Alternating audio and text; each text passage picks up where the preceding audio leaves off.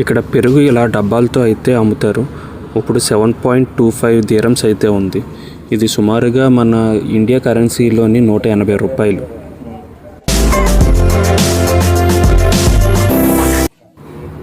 మీకు ఇక్కడ బాటిల్స్తో కనిపించేవి మిల్క్ అండి. తర్వాత ఒక ఎగ్ ట్రే అయితే తీసుకున్నాను.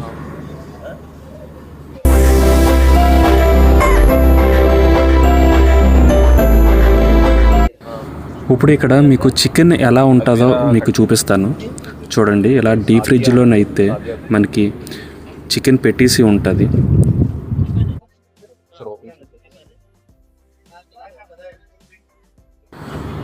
చూడండి, మొత్తం చికెన్ అయితే ఉంటుంది ఇందులోని డీప్ ఫ్రిడ్జ్లోని. సో ఇది మనం కావాలి